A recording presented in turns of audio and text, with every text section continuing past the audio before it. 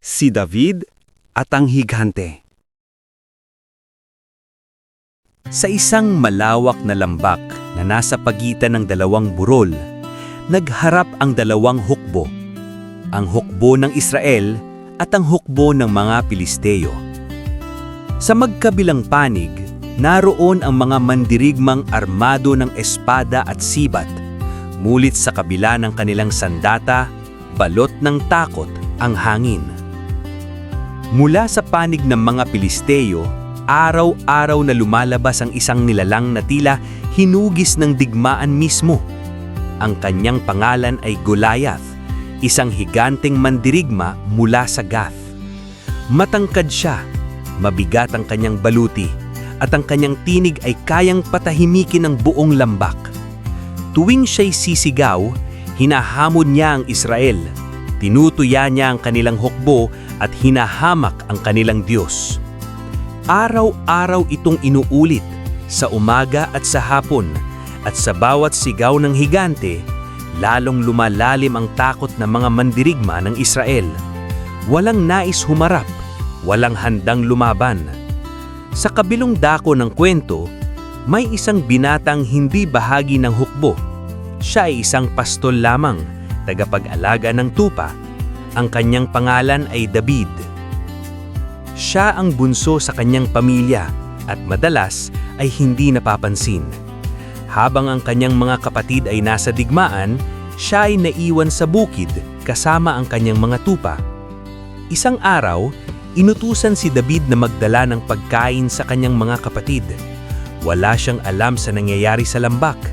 Wala siyang balak na makisangkot sa digmaan. Ngulit pagdating niya roon, narinig niya ang tinig ng higante. At sa halip na matakot, siya'y nagtaka. Bakit walang sumasagot sa kanya? Bakit hinahayaan nating hamakin niya ang Diyos ng Israel? Narinig ito ng ilan at siya'y pinagtawanan.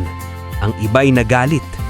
Maging ang kanyang sariling kapatid ay sinabihan siya na umalis at bumalik sa mga tupa.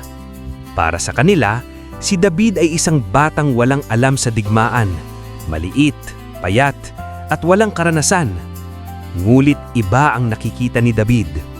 Ang nakikita ng iba ay higante, ang nakikita niya ay isang hamon sa pananampalataya. Dinala si David sa harap ng hari. Tahimik ang lahat habang siya'y nagsalita. Ikinuwento niya kung paano siyang niligtas ng Diyos mula sa leyon at oso habang pinoprotektahan niya ang kanyang mga tupa. At buong tapang niyang sinagi, ang Diyos na niligtas sa Kinoon ay siya ring magliligtas sa akin ngayon. Sinubukan siyang bihisan ng hari ng baluti, ngulit ito'y mabigat at hindi niya nakakasanayan. Hindi siya sanay lumaban sa paraang iyon, kaya't hinubad niya ang baluti at sa halip ay nagpunta sa batis.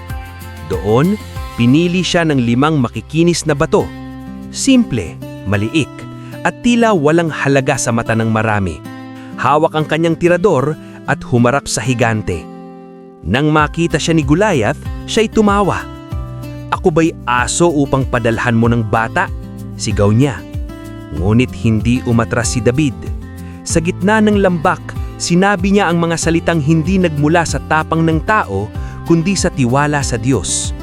Hindi ka haharapin ng espada o sibat, ang labanang ito ay sa Panginoon.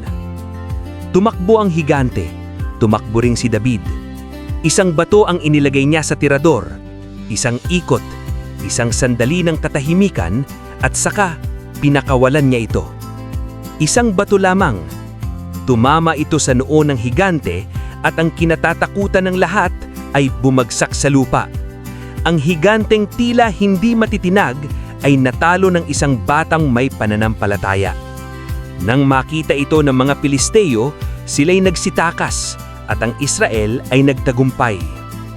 Ngunit ang kwento ni David ay hindi nagtatapos sa tagumpay na iyon, sapagkat sa paglipas ng panahon, si David ay lumaki, naging hari, at humarap sa mga labanang mas mahirap kesa sa higante. Hindi na espada ang kanyang kalaban, hindi na higante ang kanyang kaharap, kundi ang mga kahinaan ng kanyang sariling puso. May mga pagkakataong siya'y nagkamali. May mga panahong nadapa siya. May mga sandaling ang higanting kanyang kinaharap ay hindi nasa lambak, kundi nasa loob niya mismo. Ngulit sa bawat pagkadapa, siya'y bumabalik sa Diyos. Sa bawat pagkakamali, siya'y nagsisisi. Hindi siya naging dakila dahil wala siyang kasalanan, kundi dahil hindi siya tumigil sa paglapit sa Diyos.